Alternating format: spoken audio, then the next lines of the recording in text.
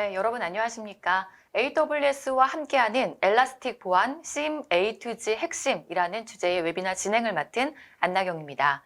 네, 전자신문 올쇼TV가 마련한 이번 웨비나를 통해서 기업의 보안을 강화하면서 리소스를 최소화할 수 있는 운영에 대해 방법을 알아보고 다양한 워크로드 환경에서 AWS 보안 데이터 수집 및 분석, 그리고 위협 탐지를 위한 엘라스틱 SIEM에 대해 보안 서비스의 효율적인 사용 방법을 알려주실 분을 소개를 해드리도록 하겠습니다.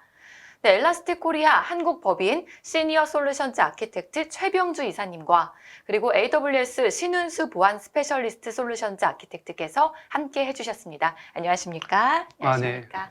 네, 소개 부탁드리겠습니다. 네, 안녕하세요. 저는 AWS에서 보안 담당 솔루션즈 아키텍트로 근무하고 있는 신우수라고 합니다. 반갑습니다. 네, 반갑습니다. 네, 소개 부탁드리겠습니다. 네, 안녕하세요. 엘라스틱 코리아 한국법인 시니어 솔루션즈 아키텍트 최병주입니다. 반갑습니다. 네, 감사합니다. 오늘 웨비나는 이렇게 두 분의 발표가 약 50분 정도 먼저 진행이 된 후에 10분간의 Q&A 시간을 갖도록 하겠습니다. 시청자 여러분들께서는 웨비나가 진행되는 동안에 궁금한 질문은 채팅창에 질문을 해주시면 됩니다. 네, 보내주신 질문은 강의가 진행된 후에 선별을 해서 발표자 두 분께 질문을 드리고 대답하는 형식으로 진행을 하도록 하겠습니다.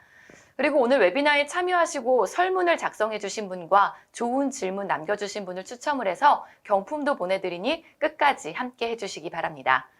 자, 그럼 엘라스틱 SIEM 클라우드 온 AWS 웨비나를 시작하겠습니다. 네, 먼저 AWS 신은수님께서 발표해 주시겠습니다. 부탁드립니다. 네, 그럼 발표를 하도록 하겠습니다.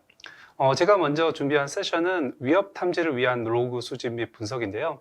AWS 환경에서 여러분들이 수집해야 되는 로그의 종류와 그리고 분석 방법에 대해서 설명을 드리도록 하겠습니다. 아마 AWS를 사용하고 계시는 분들이라면 화면에 보이는 아이콘들에 대해 익숙하실 텐데요. AWS에서는 다양한 로그들이 발생을 하고 있습니다. 콘피그, 로드 밸런서, 클라우드 트레일, VPC 플로우 로그, 그리고 와프, 네트워크 파이어월까지 다양한 방대한 로그들이 발생을 하고 있는데요. 오늘 이 세션에서 이 모든 로그들을 설명해 드리기에는 약간 시간이 부족할 것 같으니까 제가 플로우 로그와 클라우드 트레일에 대해서 설명을 좀 드리고 어떻게 통합해서 로그를 수집하고 분석할 수 있는지 그 아이디어를 소개해 드리도록 하겠습니다. 먼저 VPC 플로우 로그에 대한 정보를 소개해 드리도록 하겠습니다. 화면을 보시면 여러분들이 수집하실 수 있는 VPC 플로우 로그에 대한 정보가 나타나 있습니다. 버전 정보가 있고요. 어카운트 아이디, 인스턴스 아이디, 그리고 다양한 정보들이 포함이 되어 있는데 VPC 플로우 로그는 VPC에서 배포되어 있는 ENI에서 발생한 로그를 기록을 하는 서비스라고 생각하시면 되겠습니다. 다만 여러분들이 숙지해야 될 사항은 이 VPC 플로우 로그라는 게 ENI에서 발생하는 트래픽 정보를 로그로 남기긴 하지만 이 로그의 정보가 패킷 단위로 남겨지지는 않습니다. 즉 지정한 인터벌 기간 동안 주기적으로 동일한 플로우에 대해서 로그가 서머리 돼서 남긴다고 생각해 주시면 좋을 것 같고요. 이 VPC 플로우 로그에는 중요한 정보가 담겨져 있습니다. 그러니까 패킷의 수, 패킷의 양, 그리고 시간 이러한 정보도 포함이 되어 있지만 해당 패킷이 허용이 되었는지 그리고 차단이 되었는지 이러한 정보들이 포함이 되는데요.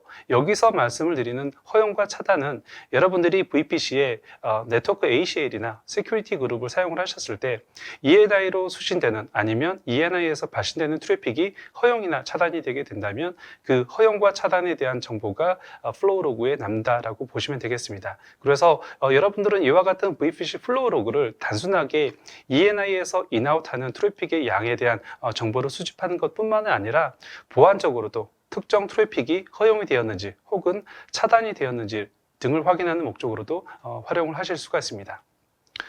그리고 VPC 플로우 로그는 조금 전에 설명드린 스탠다드로 제공하는 정보 이외에 부가적인 정보도 수집을 하실 수가 있는데요. 여러분들이 화면에 보이시는 것처럼 메타데이터 필드를 여러분들이 지정하셔서 기본적으로 제공이 되는 트래픽 양, 그리고 시간, 그리고 네트워크적으로 허용이 되었는지 차단이 되었는지 이런 정보 이외에도 리전이나 에이지 정보, 이러한 AMI 같은 정보들도 여러분들이 선택적으로 커스텀하게 수집을 하실 수가 있습니다. 이와 같은 메타데이터에 대한 커스텀한 정보는 디폴트로 남는 것은 아니고요. 여러분들이 VPC 플로우 로그를 VPC 기반 아니면 서브넷 기반 아니면 ENI 기반으로 남기고자 하실 때 선택적으로 설정하셔서 원하는 필드를 수집하실 수 있다라고 생각해 주시면 될 것 같습니다. 그럼 이번에는 클라우드 트레일 로그에 대해서 살펴보도록 하겠습니다. 클라우드 트레일 로그는 여러분들이 AWS 인프라를 운영하시면서 발생한 API에 대한 로그를 남기는 서비스라고 생각하시면 되겠습니다. 따라서 여러분들이 남기는 클라우드 트레일 로그에는 API를 누가 무엇에 대해서 언제 어떻게 수행했는지에 대한 정보가 남게 되고요. 그리고 그 수행한 API가 정상적으로 성공을 했는지 아니면 차단이 되었는지 그 결과에 대한 정보도 클라우드 트레일 로그에 남게 됩니다. 그리고 클라우드 트레일 로그에 남는 이러한 다양한 정보들은 고유의 필드를 기반으로 남게 되는데요. 예를 들면 누가에 해당하는 필드는 User Identity ARN이라는 필드를 통해서 확인하실 수가 있고요. 무엇을 이라는 필드에 대해서는 Account ID나 이벤트 소스, 그리고 시간, 즉 언제에 대해서는 이벤트 타임과 같은 필드를 통해서 여러분들이 확인을 하실 수가 있습니다. 따라서 여러분들이 클라우드 트레일 로그를 수집을 하신다면 누가 무엇을 언제 어떻게 했는지, 그리고 그 결과가 무엇이었는지 이런 것들을 확인하실 수 있는데, 그냥 확인하는 게 아니라 엘라스틱과 같은 심에서 수집을 하신다면 각각의 필드가 나타내는 정보를 숙지하시고 분석을 하시면 조금 더 효율적인 클라우드 트레일 로그의 분석이 될 수 있을 것 같습니다. 그리고 이와 같은 클라우드 트레일 이벤트는 여러 가지 유형을 가지고 있는데요. 크게는 두 가지, 작게는 세 가지로 나누어 볼 수가 있습니다. 첫 번째로 크게 나누는 두 가지를 살펴보면 관리 이벤트와 데이터 이벤트로 나눌 수 있는데요. 관리 이벤트는 영어로 매니지먼트 이벤트를 말하는데, 여러분들이 클라우드를 이용을 하면서, 즉 AWS 서비스를 이용하시면서 관리적으로 사용하는 이벤트라고 생각하시면 될 것 같고, 데이터 이벤트는 말 그대로 데이터 플레인에서 발생하는 이벤트를 이야기를 하는 거라고 생각해 주시면 될 것 같습니다. 제가 지금 말로 설명하는 내용이 약간 헷갈리실 수도 있을 것 같은데요. S3라는 서비스를 기준으로 설명을 드리면, 여러분들이 AWS를 사용을 하시면서 S3라는 서비스를 이용하기 위해서는 먼저 버킷이 필요합니다. 즉 여러분들이 S3 버킷을 생성을 하시고 생성된 버킷을 이용을 해서 오브젝트를 업로드하거나 다운로드하는 이런 일련의 행위들을 하실 수가 있는데요. 이런 일련의 행위들에서 이제 데이터 이벤트와 관리 이벤트가 나뉘어지게 됩니다. 예를 들면 여러분들이 S3 버킷을 만드셨다라고 하면 이러한 이벤트는 관리 이벤트로 간주가 됩니다. 그리고 만들어진 S3 버킷 위에 오브젝트를 업로드하거나 다운로드하는 이러한 행위들은 데이터 이벤트로 간주가 됩니다. 따라서 여러분들이 클라우드 트레일 로그를 남기실 때는 관리 이벤트가 무엇이고 데이터 이벤트가 무엇인지를 숙지를 하시고 설정하시는 게 중요합니다.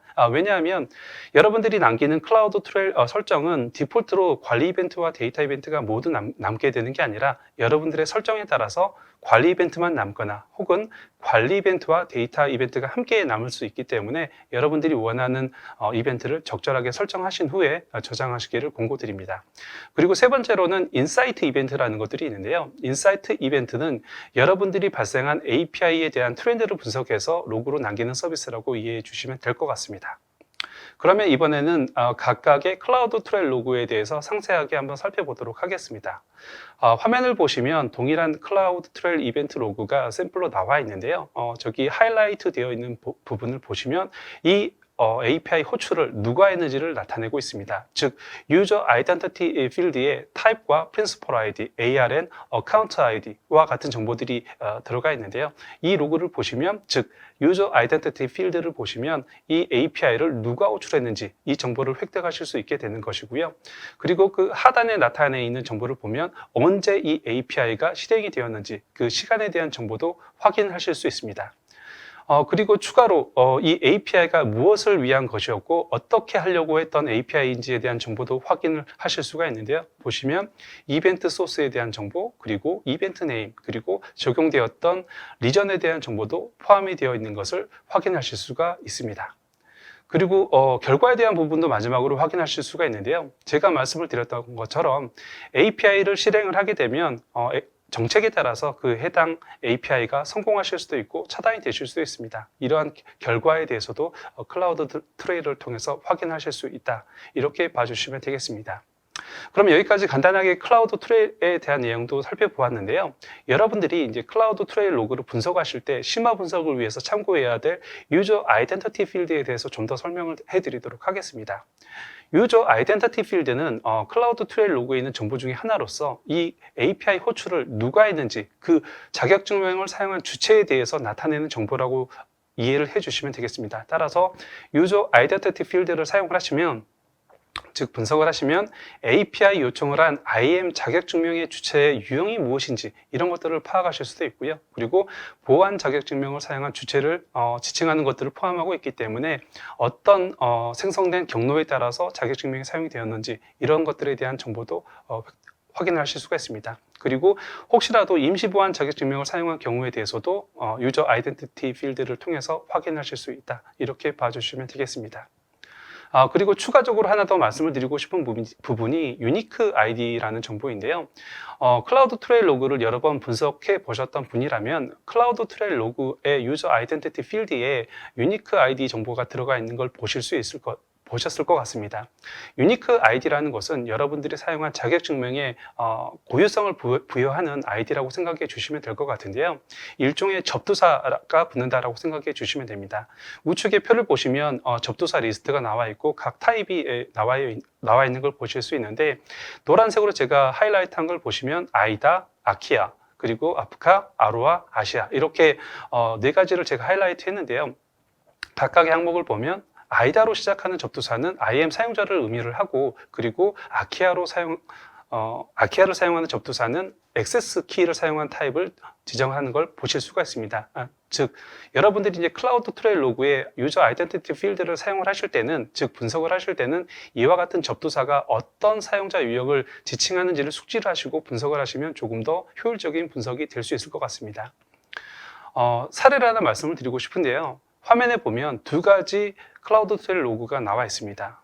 동일하게 유저 아이덴티티 필드가 나와 있고요. 그리고 위쪽에 있는 프린시펄 아이디 필드를 보시면 둘 다 아이다로 시작하는 클라우드 트레일 로그인 것을 확인할 수가 있습니다. 사실 아이다로 시작한 프린시펄 아이디만 보자면 이게 어떻게 호출이 된 클라우드 트레일 로그인지를 분석할 수가 없는데요. 하단에 있는 액세스 키 아이디에 있는 프리픽스 부분을 보시면 한쪽은 아키아로 되어 있고 우측은 아시아로 되어 있습니다. 이것만 보면 우리가 조금 더 직관적으로 어떻게 유저 아이덴티티가 사용이 되었는지 확인하실 수가 있는데요. 제가 조금 전 표에서 나타낸 것처럼 아키아로 시작한 프리픽스는 액세스 키를 사용한 케이스라고 봐주시면 될 것 같고요. 아시아로 시작한 유저 아이덴티티 필드의 내용들은 STS, 그러니까 콘솔에 접근을 해서 STS를 통해서 토큰을 받아서 API가 호출된 케이스라고 봐주시면 되겠습니다. 그래서 여기까지 클라우드 트레일 로그 분석에 필요한 내용들을 좀 살펴봤고요. 다음으로 통합 모니터링 할 수 있는 방안에 대해서 조금 더 언급을 드리도록 하겠습니다. 화면을 보시면 위협 탐지를 위한 통합 모니터링 환경에 대한 아키텍처가 나와 있는데요. 크게 세 가지 분류가 있습니다. 좌측을 보시면 모니터링 대상이 되는 모니터드 어카운트가 나와 있고요. 그리고 우측을 보시면 두 개로 나뉘어져 있는데 위쪽은 관리 계정, 그러니까 매니지먼트 어카운트를 나타내고 있고요. 그리고 아래쪽은 보안 계정이 나타나 있습니다. 그래서 멀티 어카운트 환경을 머릿속에 생각해 보시면 좋을 것 같은데 멀티 어카운트 환경에서 매니지먼트 어카운트, 즉 관리 계정에 모든 클라우드 트레일 로그가 쌓이고 있다라고 보시면 되고요. 각각의 모니터드 어카운트에는 여러 가지 보안 서비스가 구동이 되고 있는 걸 생각해 주시면 되겠습니다. 그래서 여기서 말하는 보안 서비스는 가드 듀티, 메시, 인스펙터 아니면 여러 가지 콘피그와 같은 서비스가 구동이 되어 있다고 보시면 될 것 같고 각각의 모니터드 어카운트에는 시큐리티 허브가 활성화가 되어 있습니다. 그래서 가드 듀티, 인스펙터, 메시 그리고 콘피그에서 발생되는 다양한 로고들이 시큐리티 허브를 통해서 수집될 수 있도록 구성을 했고요. 그리고 각각의 시큐리티 허브, 즉 모니터드 어카운트에서 구동되고 있는 시큐리티 허브는 보안 계정에서 구동되는 시큐리티 허브를 마스터로 설정을 해서 다시 한번 통합된 로그 수집 환경을 구성을 했다라고 보시면 되겠습니다. 그리고 슬라이드를 보시면 시큐리티 허브에 람다와 클라우드 와치 이벤트들이 연결되어 있는 것들을 보실 수가 있는데 이 플로우에 대해서는 제가 조금 뒤에 설명을 드리겠지만 시큐리티 허브를 통해서 수집된 로그를 조금 더 강화하고 SIEM이나 기타 보안 솔루션에서 효율적으로 분석을 하기 위한 용도로 사용이 된다고 보시면 되겠습니다. 그래서 여기서 말씀드리고자 하는 핵심은 여러분들이 클라우드를 사용을 하시면 클라우드 환경에서 사용하실 수 있는 보안 솔루션은 다양할 수밖에 없습니다. AWS 보안 솔루션도 다양할 것이고 AWS 서비스가 아닌 서드파티 솔루션도 다양하게 사용하실 수가 있을 겁니다. 그리고 이 환경에서 멀티 어카운트를 고려를 해본다면 여러분들이 수집해야 되는 솔루션의 대상 그리고 어카운트의 수는 늘어날 수밖에 없는데요. 이러한 환경을 좀 더 효율적으로 구성하고 로그를 수집하기 위해서는 시큐리티 허브를 적극적으로 활용을 해주시면 좋겠다라고 말씀을 드리고 싶습니다. 그러면 좀 더 로그에 대한 내용을 살펴보도록 하겠습니다. 화면을 보시면 시큐리티 허브에 모인 파인딩, 그러니까 로그에 대한 샘플이 나타나 있는데요. 기본적으로 시큐리티 허브는 여러 가지 AWS 서비스와 네이티브 통합이 되어 있습니다. 즉 조금 전에 보셨던 메시나 인스펙터 그리고 가드듀티와 같은 솔루션과 통합이 되어 있는데요. 기본적으로 이와 같은 서비스들이 시큐리티 허브로 통합되어 로그가 쌓일 때는 ASFF라는 표준화된 포맷을 통해서 수집이 되게 됩니다. 다만 여기에 쌓이는 로그들은 표준화된 포맷을 따르기는 하지만 보안 관리자 입장에서는 원본 소스와 크게 다를 바가 없기 때문에 이 소스를 보는, 즉 로그를 분석하는 입장에서는 추가적인 데이터가 필요한 경우에 추가적인 분석 작업이 필요합니다. 따라서 이런 추가적인 분석 작업을 조금 더 효율적으로 하기 위해서는 무엇인가 가공을 하는 프로세스가 필요할 수 있는데요. 이것을 로그 인리치먼트라고 제가 한번 설명을 드려보도록 하겠습니다.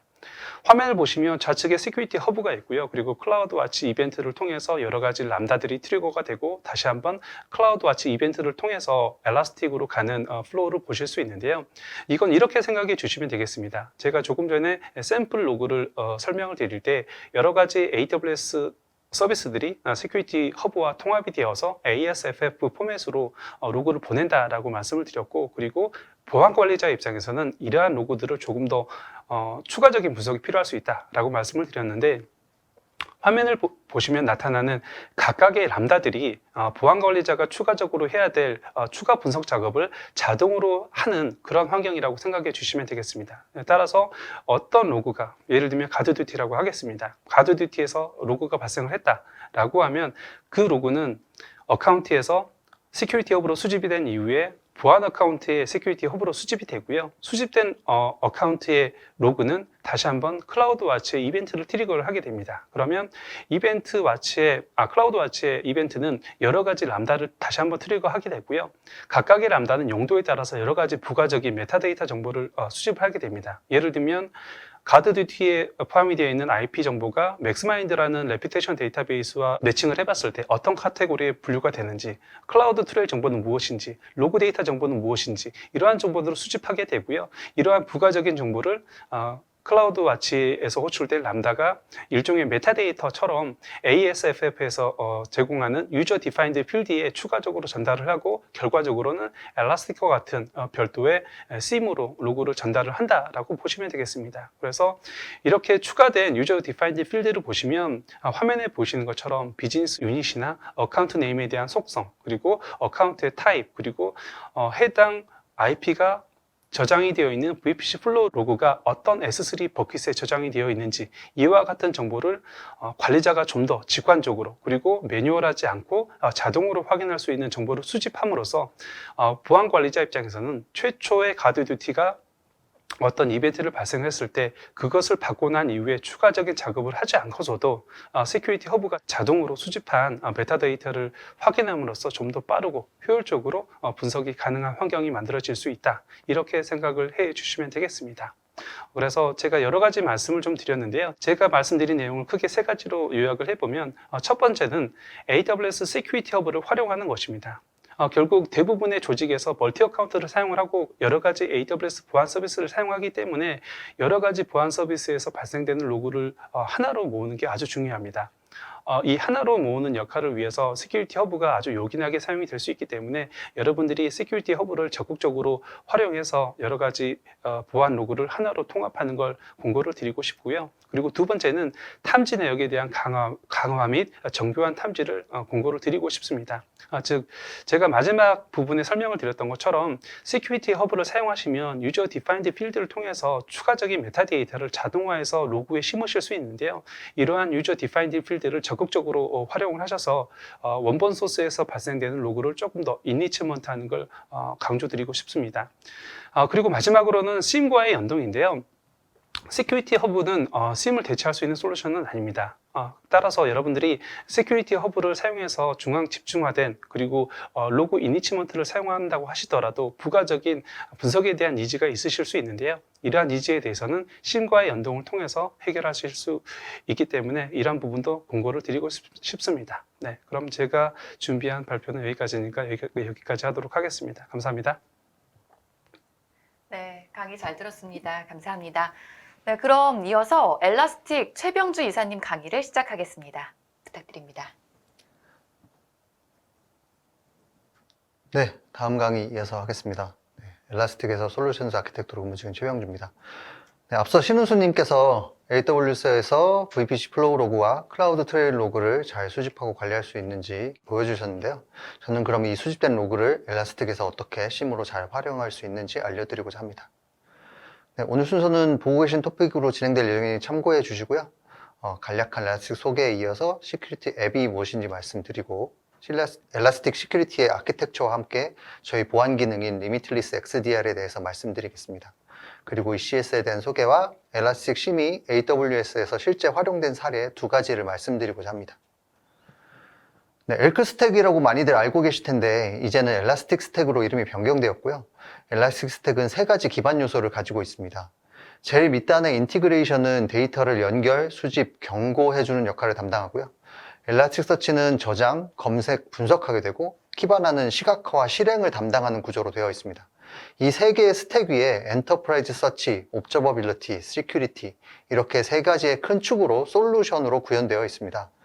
엘라스틱 스택을 사용하시면 막강한 검색 능력을 기반으로 엔드포인트와 에이전트를 통해 데이터를 수집하고 키바나를 통해서 시각화하고 커넥터를 통해서 자동화된 대응까지 한 번에 달성하실 수 있습니다. 즉, 각 단말에서 수집해서 저장, 검색, 분석, 대응까지 전부 통합된 하나의 스택으로 제공합니다. 오늘은 이 중에서도 보안, 시큐리티 영역에 집중해서 설명드리도록 하겠습니다. 이 보안 영역에서 통합된 플랫폼에 대한 방법을 저희 엘라스틱이 어떤 식으로 제공하는지 알려드리는 장표입니다. 먼저 예방 및 수집은 엘라스틱 에이전트에서 담당합니다. 앞에서 말씀드린 인티그레이션은 이 엘라스틱 에이전트 안에 플러그인 형태로 탑재됩니다. 그리고 이 엘라스틱 에이전트 안에 엔드포인트 시큐리티가 기본 내장되어 있습니다. 이 에이전트에서 머신러닝 모델 기반의 악성 코드, 랜섬웨어, 행위 기반 탐지 같은 예방 기능을 담당하고요. 각종 데이터 수집도 같이 담당합니다. 엘라스틱 에이전트에서 데이터를 수집하면 엘라스틱 스택으로 전송하게 되고요. 스택에는 SIEM 엔진이 탑재되어 있습니다. SIEM 엔진에서는 저희 엘라스틱에서 제공하는 프리빌트된 룰들이 들어있고요.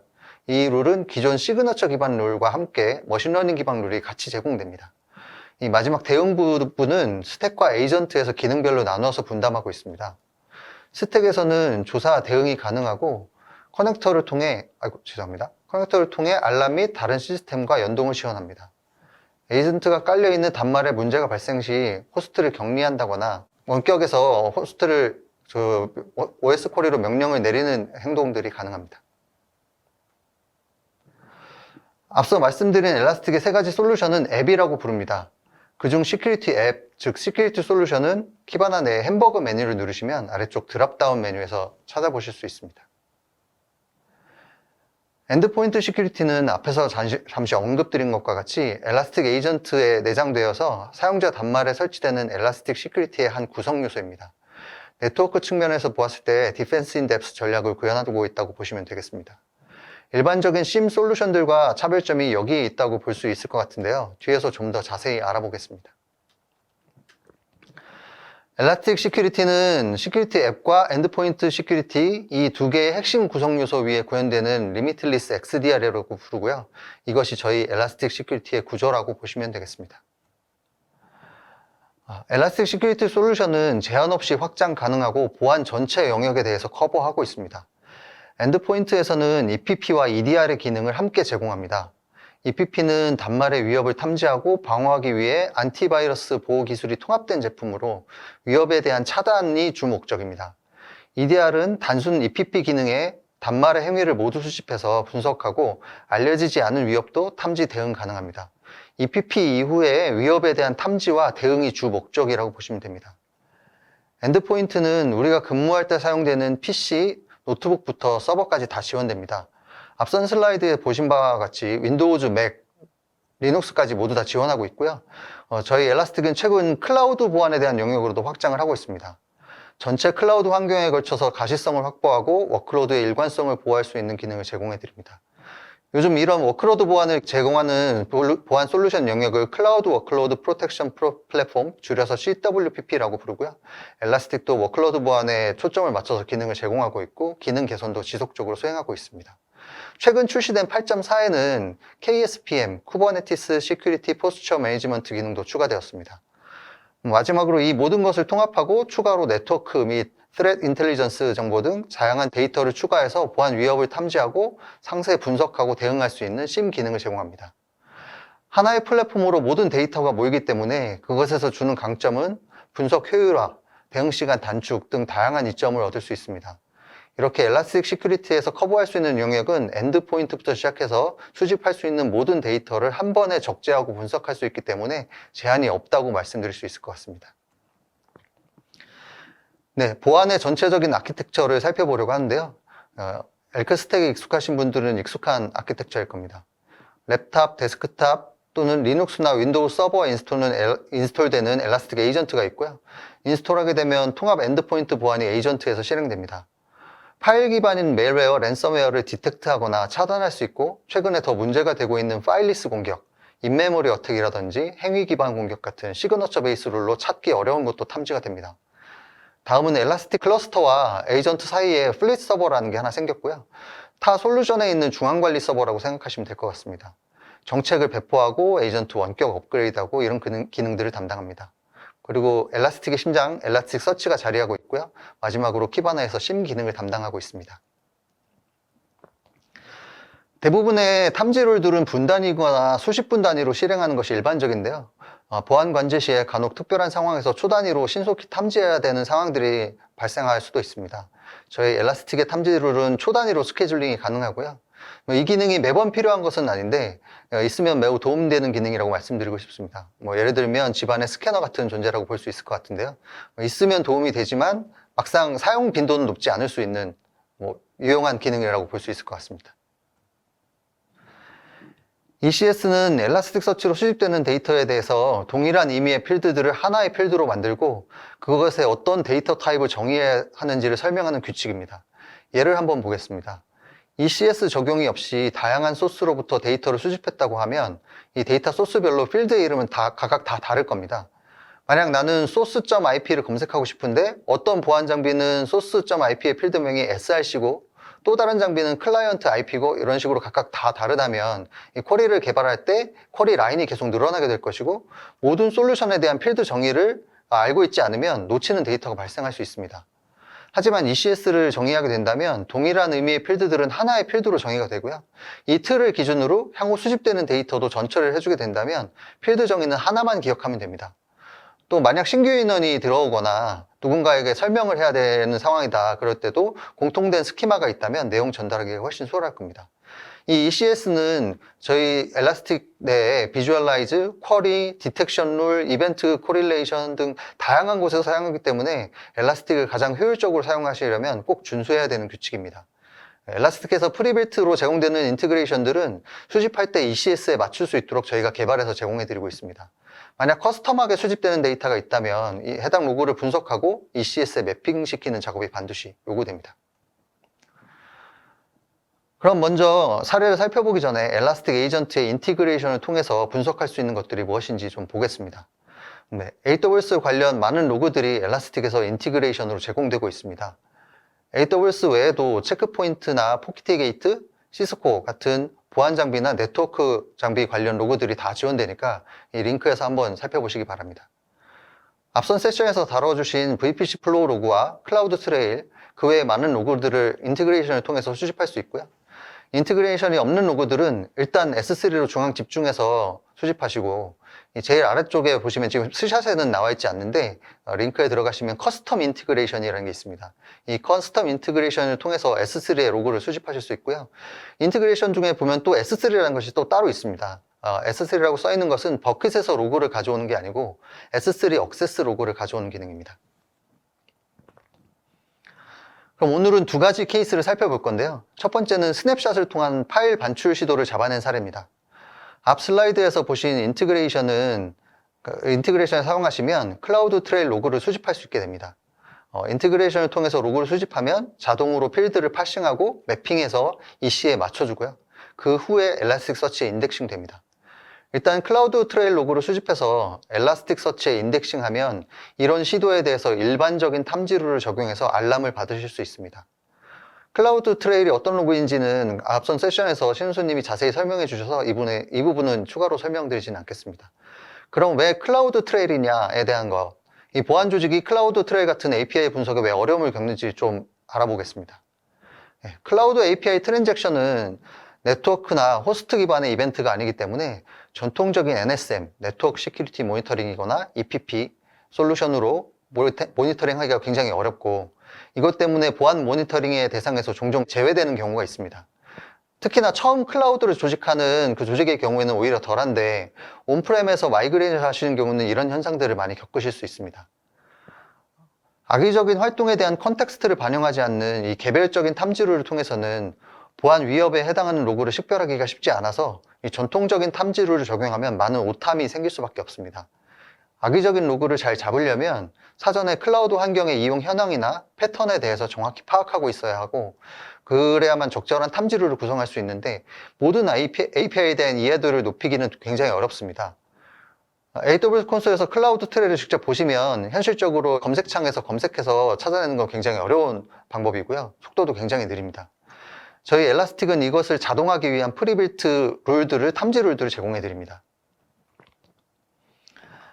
EC2 스냅샷을 다른 AWS 계정과 공유하게 되면 이 Modify Snapshot Attribute API를 호출하게 되고요. 이 API 호출은 클라우드 트레일 로그에 남습니다. 키바나의 이벤트 네임에서 호출된 API를 확인할 수 있고, 권한에 대한 필드에서 공유된 계정명과 같은 정보도 확인할 수 있습니다. 엘라스틱의 시큐리티에는 이에 해당하는 EC2 스냅샷 액티비티 탐지룰이 이미 제공되어 있기 때문에 심의 탐지룰 메뉴에서 이 탐지룰을 활성화시키기만 하면 알람을 받으실 수 있습니다. 기본 제공되는 룰 이외에도 커스텀한 룰들을 만들어 쓰실 수 있고요. 그에 대한 방법들은 링크에 제가 달아놨습니다. 링크에 가시면 자세히 보실 수 있습니다. 엘라스틱 심의 탐지룰은 어떤 해킹 전술인지에 대한 컨텍스트를 제공하기 위해서 이 마이터 어택의 어떤 택틱에 해당하는지, 어떤 전술에 해당하는지 정보도 함께 제공합니다. 이 사례의 경우에는 반출 카테고리의 트랜스퍼 데이터 투 클라우드 어카운트 T1537 전술에 해당합니다. 엘라스틱 시큐리티의 탐지룰들은 공개 리포지토리에 공개되고 실시간으로 업데이트되고 있습니다. 스냅샷의 권한을 수정하는 케이스는 일반적인 활동이기는 하지만 대량으로 발생하는 이벤트는 아니기 때문에 탐지룰을 통해서도 어느 정도 모니터링을 할 수 있습니다. 정기적으로 스냅샷 권한을 수정하는 관리자가 있다면 알람에서 배제한다거나 해서 false 알람이 오지 않도록 탐지룰을 조정할 수 있습니다. 방금 말씀드린 첫 번째 케이스는 기존 탐지룰을 통해서도 충분히 모니터링 가능한 수준의 사례입니다. 두 번째는 탐지하기 어려운 샘플 케이스를 검토해 보겠습니다. 2019년에 AWS S3 버킷을 통해서 데이터가 외부로 지속적으로 유출된 사례입니다. 공격자가 AWS IMDS, 인스턴스 메타데이터 서비스에 접속하기 위해서 먼저 보안 패치가 제대로 되지 않은 WAF, 웹 어플리케이션 파이어월의 중계로 접속을 했습니다. 보통 AWS IMDS는 인터넷을 통해서는 접근할 수 없고 실행 중인 EC2 인스턴스를 통해서만 접속이 가능합니다. 이 공격은 개별적으로 봤을 때는 그다지 심각하지 않은 테크닉들을 조합해서 최종적으로는 내부 인증 정보를 획득하고 S3 버킷에서 대량의 데이터를 반출하는 복합적인 전술이기 때문에 탐지룰을 통해서 탐지하는 것이 아주 어려운 케이스입니다. 해킹 프로세스는 보시는 것과 같이 다섯 가지 단계를 거쳐서 진행이 되었습니다. 이 공격은 클라우드 트레일 로그의 각각의 공격 단계에 따라서 단편적인 흔적들을 남깁니다. 와프와 연결된 롤에서 S3 API 호출하는 이벤트도 쓰이고 특정 VPN 서비스와 연관된 소스 IP에 대한 이벤트도 기록됩니다. 하지만 이 S3 API 호출은 매우 자주 일어나는 호출이기 때문에 의심스러운 S3 API 호출인지 탐지룰로 구별하기가 어렵습니다. 탐지를 하더라도 많은 오탐이 발생되고요. 이런 복합적인 내부망 이동, 레터럴 무브먼트라고 부르는데, 이 내부망 이동 공격은 정상적인 활동과 구별하기 힘든 태스크를 조합해서 목적을 달성하기 때문에 개별적인 탐지룰을 적용하더라도 이 전모를 파악하기가 너무 힘들고 많은 false 알람으로 정확한 해킹 시도를 감지하기 어렵습니다. 이런 경우에는 머신러닝을 통해서 오탐을 줄이는 방법의 접근이 바람직합니다. 머신러닝은 경험 많은 보안 분석가가 이런 복합적인 공격에서 해킹 시도를 식별하는 방법을 흉내를 낸다고 보면 되겠습니다. 오랜 경험으로 우리 시스템에서 정상적이라고 볼 수 있는 활동의 범위에 대한 감을 가지고 의심스러운 활동의 패턴을 식별하기 때문에 보통 이상 패턴 탐지, 어노멀리 디텍션으로 분류되는 방법입니다.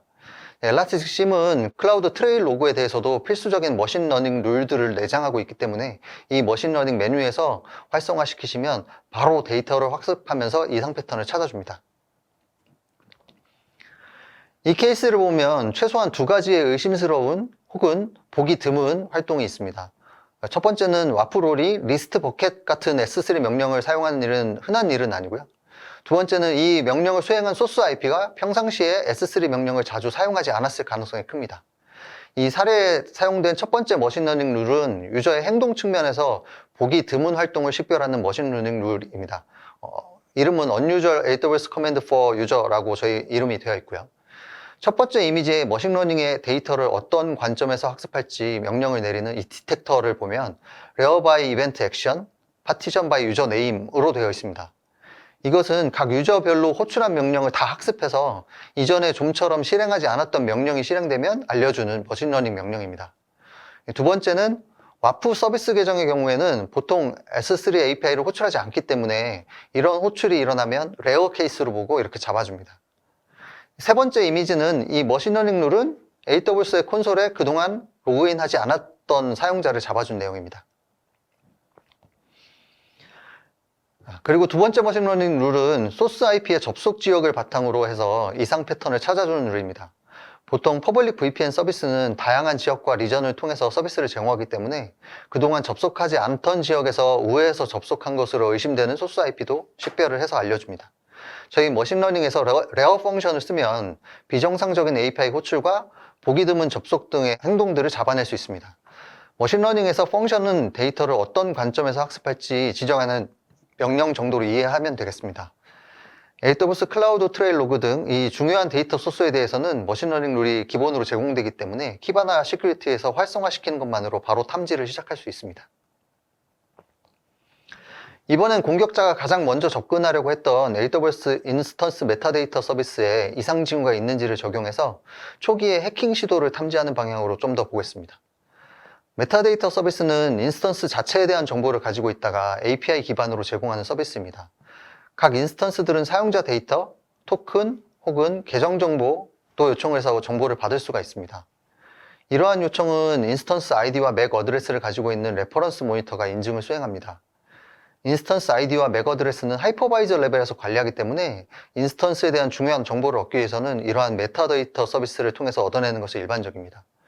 메타데이터 서비스는 보통 프로그램이나 스크립트를 통해서 접근하기 때문에 자주 발생하는 이벤트도 아니고 일반적으로 접근하는 프로그램이나 스크립트는 정해져 있기 때문에 평소 접근하지 않던 시도들이 있으면 이상 패턴 탐지로 어노멀리 디텍션으로 쉽게 잡아낼 수 있습니다. 세 번째 머신러닝 룰은 이 메타데이터 서비스에 좀처럼 접근하지 않던 프로세스가 있으면 식별하는 방법을 적용했습니다. 역시나 레어 펑션이 활용되었고요. 이 디텍터는 심플하게 Rare by Process Executable, Rare by Process Name 두 가지를 사용했습니다. 추가로 API 호출 시에 발생하는 에러 메시지도 머신러닝을 통해 이 비정상적으로 발생하는 에러 코드로 함께 검토를 합니다. Rare by AWS 클라우드 트레 에러 코드는 이 좀처럼 발생하지 않던 에러 코드가 발생하면 알려주게 됩니다. 공격자는 API 호출을 통해서 공격을 시도하는 과정에서 이 권한을 획득하거나 계정 정보를 취득하면서 정상적인 상황에서 발생하지 않던 에러를 생성할 가능성이 크기 때문에 해킹 시도에 대한 힌트를 제공할 수 있습니다. 클라우드 트레이 이외에도 앞서 보신 것처럼 엘라스틱 에이전트의 인티그레이션을 통해 AWS의 많은 로그들을 수집할 수 있고요. 기본적으로 제공해드린 탐지룰과 머신러닝 룰을 잘 조합해서 사용하시면 매우 손쉽게 이 로그들에 대해서 심으로 활용하실 수 있습니다. 저희 시큐리티 앱에서 지원되는 룰 화면입니다. AWS로 제가 검색한 결과인데요. AWS 관련 탐지 룰은 어제자 기준 59개 제공이 되고 있네요. 그 외에 전체 탐지 룰은 700개 정도 제공이 되고 있고요. 머신러닝 룰은 47개 정도 프리빌트해서 제공해 드리고 있습니다. 적다고 생각하실 수 있는데 저희가 이 룰들은 실시간으로 계속 업데이트 해드리고 있고, 사례에서 보신 것처럼 룰의 조합에 따라서 의미 있는 결과를 만들어내실 수 있습니다. 실제 심을 초기에 도입하시고 나서 가장 많이 겪는 애로사항들이 오히려 알람들이 너무 많다, 주는 정보들이 너무 많아서 구별하기 어렵다라는 피드백들이 많이 발생이 되고 있고요. 700개만 초기에 활용을 하셔도 충분한 정보들을 얻으실 수 있을 것이라고 생각을 합니다. 네, 마지막으로 저희 엘라스틱의 과금책에 대해서 설명드리도록 하겠습니다. 엘라스틱이 시장에서 핫한 이유 중에 하나가 가격 정책입니다. 저희 엘라스틱의 요금제는 노드 기반 과금이고요.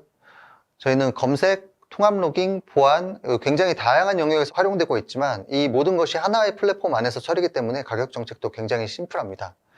노드당 연간으로 과금하게 되는데 서버 한 대에 용량이 얼마가 되건 금액이 동일합니다. 1테라건, 10테라건, 100테라건 서버 용량을 증설한다고 해서 별도의 비용을 청구하는 건 아니고요.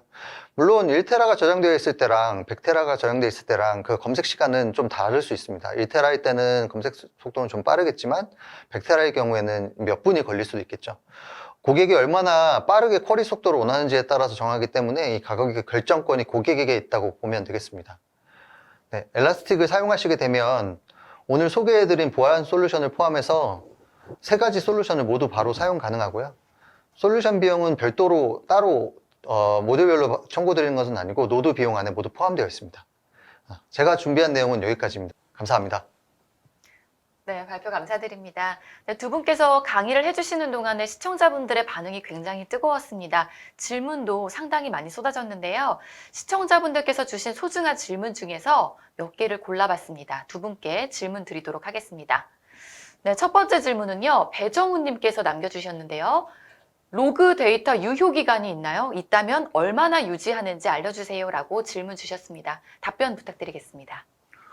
네, 이건 제가 답변 드려야 될 것 같은데요. 제가 아까 가드 듀티, 인스펙터 이런 그리고 시큐리티 허브 이런 서비스에 대한 로그 수집과 로그 발생에 대해서 말씀을 드렸는데 2가지를 생각해 주시면 될 것 같습니다. AWS에서 발생되는 로그가 만약에 가드 듀티나 메시 같은 보안 서비스에서 발생을 한다. 그리고 AWS 매니지먼트 콘솔에서 해당 로그를 확인할 수 있다. 라고 하면 일반적으로 90일 정도의 로그 저장 기간을 갖습니다.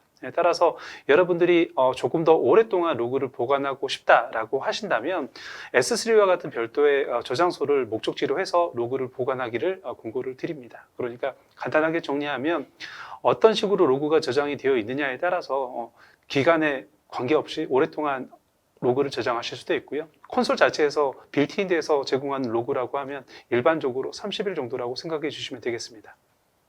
네, 답변 감사합니다. 네, 다음 질문 드려보겠습니다. 이번 질문은 윤성원 님께서 질문 주셨는데요. 클라우드 트레일 로그에서 S3 무결성 검사까지 가능한 것인가요? 라는 질문이 올라왔습니다. 답변 부탁드립니다. 네, 지금 말씀하시는 질문이 약간 헷갈린 부분이 있는데 클라우드 트레일에서 무결성 체크 기능이 있습니다. 그러니까 여기서 말하는 무결성 체크라고 하면 클라우드 트레일 로그 자체에 대한 무결성을 이야기를 하는 건데요. 제가 조금 전에 클라우드 트레일 로그를 오랫동안 보관하기 위해서는 S3에 저장을 할 수 있다라고 말씀을 드렸는데 이렇게 S3의 로그를 저장을 하실 때 클라우드 트레일 로그의 무결성을 체크하는 기능을 활성화하실 수 있는데요. 그렇게 해당 옵션을 활성화를 하시면 클라우드 트레일 로그가 S3에 저장이 될 때 무결성을 확인을 하실 수가 있습니다. 네, 답변 감사합니다. 다음 질문 드려보겠습니다. 네, 클라우드 트레일 로깅을 통해서 API를 호출을 시작하는 데 사용되는 자격 증명과 사용 시기를 추적할 수 있다고 하셨는데 기관에서 너무 많은 API를 관리하다 보면 API가 사용되지 않는데 API로 등록이 돼서 과금이 이루어지는 것도 있습니다. 이런 정보도 클라우드 트레일 로그에서 체크가 가능한지요? 라는 질문이 올라왔습니다. 답변 부탁드립니다.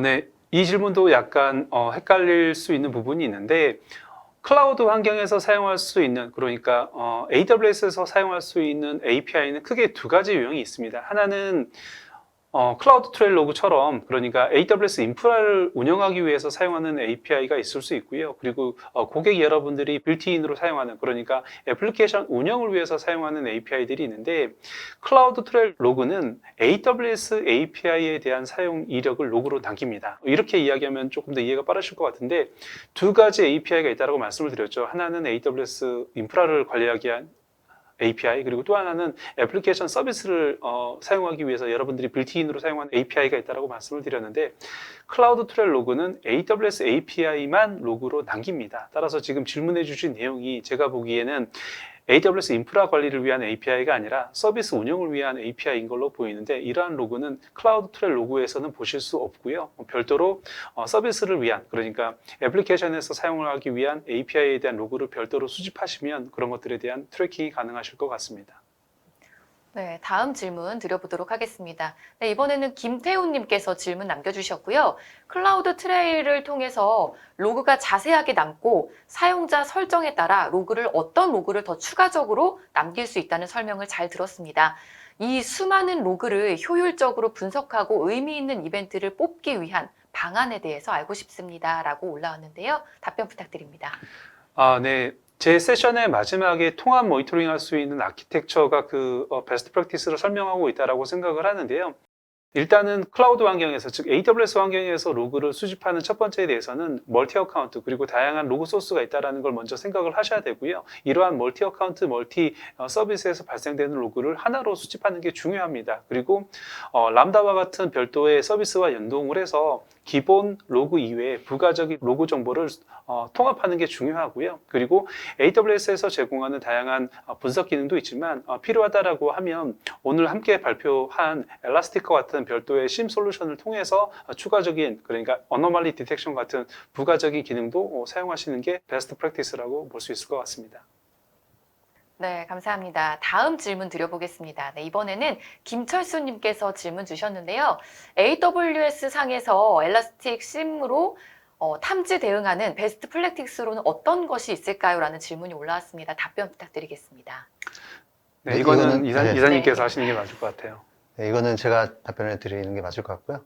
네, 엘라스틱 심으로 대응하는 BP로 제가 오늘 세미나 때 말씀드린 가장 두 가지가 일반적일 것 같고요. 자료 반출을 탐지하는 케이스가 제일 일반적일 것 같습니다. 말씀드린 스냅샷 반출이라거나 아니면 수평 이동해서 자료 유출하는 걸 탐지하는 사례를 BP로 들 수 있을 것 같고요. 그 외에도 다른 BP들은 누차 말씀드린 프리빌트 룰들이 안에 탑재되어 있습니다. 그 프리빌트 룰들을 보면 저희가 그것들이 다 BP로 뽑아놓은 것들이거든요. 그것만 간단하게 이네이블 버튼만 누르시면 바로 사용할 수 있으니까 이네이블 시켜서 사용하시면 될 것 같습니다. 네, 답변 감사드립니다. 다음 질문 드려보겠습니다. 네, 이번에는 문주호님께서 질문 주셨고요. 그러면 엔드포인트 시큐리티를 사용하면서 동시에 백업 솔루션도 함께 운영을 해야 랜섬웨어로부터 안전할 수 있겠네요. 라는 질문이 올라왔습니다. 답변 부탁드리겠습니다. 네, 이것도 역시 저희 엘라스틱에 국한된 것이라고 보기는 어렵기는 한데 엔드포인트 시큐리티를 하면 랜섬웨어 차단이 되지만 이중화해서 별도의 백업 솔루션을 갖추고 백업 데이터를 유지하시는 것이 더 도움이 될 수 있다고 볼 수 있겠습니다. 만에 하나 저희가 이제 디텍트 모드도 지원하고 프리벤트 모드도 지원을 하지만 제대로 대응이 되지 않았다거나 엘라스틱 에이전트가 미처 대응하기 전에 또는 안 깔린 그런 곳들에 있다 그러면 두 가지 방법을 통해서 백업으로 원본을 다 보존하고 그다음에 각각의 호스트 보호는 또 다시 엔드포인트로 하고 하는 이중적인 방법을 사용하시는 방법이 좋다고 말씀드릴 수 있을 것 같습니다. 네, 답변 감사합니다. 그럼 다음 질문 드려보겠습니다. 심 감지 규칙, 사용자 분석, 위험 인텔리전트 통합, 그리고 클라우드 트레일 등 많은 데이터 소스 지원이 엘라스틱 시큐리티의 장점인 것 같은데 이런 기능에 접근하기 위한 UX는 무엇인지가 궁금하고요. 또 가실성을 간소화하는데 키바나 위주로 말고 타 솔루션인 인스타나 등과 같은 것과 연계가 가능한지요? 라는 질문이 올라왔는데요. 여기에 대해서 또 답변 부탁드리겠습니다. 네네. UX는 기본적으로 저희가 키바나를 다 지원을 해드리고 있고요. 그 외 모든 액션들은 저희 엘라스틱 서치는 다 REST IP로 콜을 하실 수 있습니다. REST IP로 사용하시면 되는데, 시각화를 사용하기 위한 툴은 기타 저희 서드파티 다른 곳들에서 많이 지원들을 하고 있고요. 제가 인스타나를 잘 몰라서 그 외에 그래파나라던가 제 엘라스틱서치를 소스로 할 수 있는 다른 시각화 솔루션들도 있지만, 기본적으로 심 기능이라던가 다른 여러 가지 기능들은 키바나를 통해서만 지원이 되기 때문에 키바나를 사용하시는 것을 권고드립니다. 네, 답변 감사드리겠습니다. 네, 이외에도 세미나 동안에 쏟아지는 질문에 또 답변을 해주신 분께도 감사를 드리겠습니다.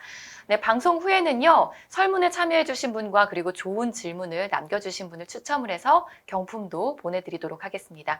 네, 끝으로 오늘 웨비나 진행 소감을 부탁드립니다. 신우수님 부탁드립니다. 네. 먼저 엘라스틱 웨비나에 이렇게 초대받아서 너무 기쁘고요. 사실 제가 로그에 대해서 20분 동안 짧게 말씀을 드리기는 했는데, 사실 제가 설명드린 내용 이외에도 고객분들이 훨씬 더 많은 업무를 해야 된다는 걸 잘 알고 있습니다. 항상 AWS가 말씀을 드리는 거는 모든 서비스를 AWS만 쓰시라라는 건 아니에요. 그러니까 이 로그 분석 영역에 대해서도 AWS가 부족한 부분이 있을 수 있기 때문에 엘라스틱과 같은 솔루션이 도움이 되신다면 AWS 서비스와 함께 잘 활용해 주셨으면 좋을 것 같습니다. 감사합니다. 네, 감사합니다. 최병주 이사님 오늘 웨비나 진행 소감 부탁드립니다. 네, 이런 자리에서 저희 솔루션 중에 하나인 시큐리티에 대해서 설명드릴 수 있는 기회가 있어서 매우 감사하고요. 저희 CM 솔루션은 AWS하고 잘 연동이 되어서 AWS 로그들을 잘 분석해 드릴 수 있는 기능들을 제공하고, 또 AWS뿐만 아니라 다른 여러 가지 이런 서드파티, 기타 네트워크, 다른 보안 장비 또 한꺼번에 다 편하게 관리할 수 있는 솔루션들을 제공을 하니까 편하게 사용을 하셔서 많은 관리의 이점을 얻어 가시기 바랍니다. 감사합니다. 네, 감사합니다. 네, 이상으로 전자신문 올쇼TV가 마련한 엘라스틱 심 클라우드 온 AWS 오늘의 웨비나를 모두 마치도록 하겠습니다. 네, 저희 올쇼TV는 또 다른 웨비나 방송으로 시청자 여러분들을 찾아뵙도록 하겠습니다. 지금까지 시청해주신 여러분 고맙습니다.